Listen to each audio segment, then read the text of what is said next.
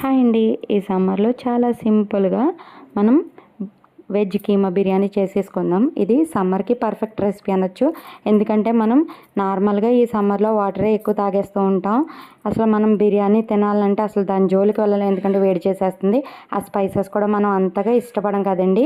కొంచెం medium size స్పైసెస్తో, అంటే కొంచెం కమ్మగా ఉండేలాగా కొబ్బరన్నం ఎలా ఉంటుందో అలానే ఉంటుందండి. కాకపోతే ఇది కొంచెం డిఫరెంట్ టేస్ట్ వచ్చిందండి. ఖచ్చితంగా మనం ట్రై చేయాల్సిన రెసిపీలో ఇది ఒకటని చెప్తానండి.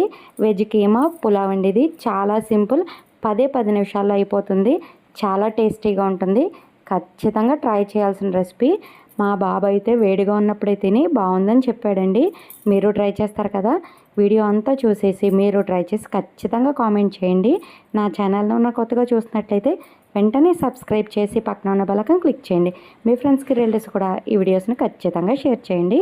ఇప్పుడు రెసిపీలోకి వెళ్ళిపోదాము.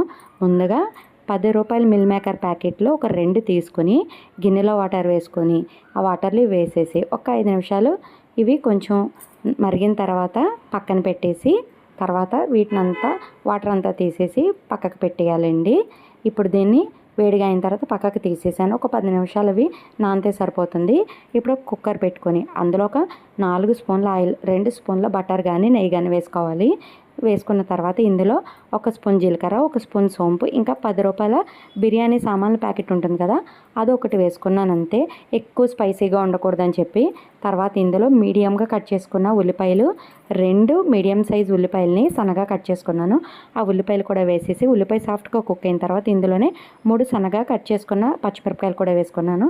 ఇప్పుడు ఒక మిక్సీ జార్ తీసుకుని అందులో ఒక 3 టమాటాలు మీడియం సైజ్, ఇంకా ఇందులోనే ఒక 10 వెల్లుల్లి, ఒక అరెంజ్ అల్లం, ఇంకా ఇందులోనే ఒక 4 ఎండుమిరపకాయలు వేసి మిక్సీ పట్టుకొని ఈ పేస్ట్ కూడా ఇందులో వేసి పచ్చివాసన పోయి ఆయిల్ పైకి సపరేట్ అయ్యే వరకు కూడా దీన్ని కుక్ అవనివ్వాలండి. ఇందులో విడిగా నేను అల్లం వెల్లుల్లి పేస్ట్ ఏమీ వేయడం లేదు. ఇప్పుడు ఇది రెడీ అయింది. ఇప్పుడు ఇందులో మనం నచ్చిన వెజిటేబుల్స్ యాడ్ చేసుకోవచ్చు. కానీ వెజిటేబుల్స్ అన్నది పెద్ద సైజులో కట్ చేయకూడదండి. ఎందుకోసం అంటే మనం నార్మల్గా మిల్ మేకర్ని కీమాలా చేసుకొని వేస్తున్నాం కదా, దాన్ని డామినేట్ చేసేస్తుందండి. అందుకోసం అని చెప్పి వెజ్జెస్ తక్కువ వేసుకోండి, చిన్న సైజులో కట్ చేసి వేసుకోండి. మీకు నచ్చితే ఎక్కువ కూడా వేసుకోండి, ప్రాబ్లం ఏం లేదు. కానీ నేనైతే ఇలానే చేశాను, చిన్నగా కట్ చేసుకొని కేవలం బంగాళదుంప క్యారెట్ మాత్రం వేశాను. ఇప్పుడు ఇందులో ధనియాలు, జీలకర్ర, లవంగం, ఇంకా దాల్చిన చెక్కతో మిక్సీ పట్టుకొని పేస్ట్ వేసానండి. ఇందులోనే ఒక 4 జీడిపప్పులు కూడా వేసి ఆ పేస్ట్ వేసానండి. కొంచెం కమ్మగా ఉంటుంది, మనకి టేస్ట్ అనేది డబుల్ అవుతుంది, స్వీట్నెస్ వస్తుంది. ఇప్పుడు ఆయిల్ పైకి తేలింది కదండి.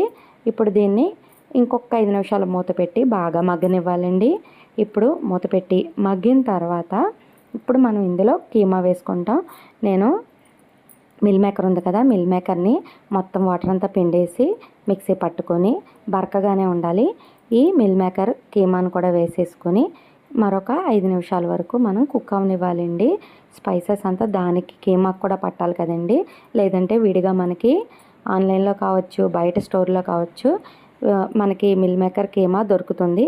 అలా కూడా తెచ్చేసుకోవచ్చు. ఇప్పుడు మనం అరగంట నానబెట్టిన మామూలు రైస్ని వేసేసుకొని ఇందులో సరిపడా ఉప్పు, ఇంకొంచెం పసుపు, నచ్చితే కొంచెం కారం కూడా ఇదే టైంలో యాడ్ చేసుకోవచ్చు.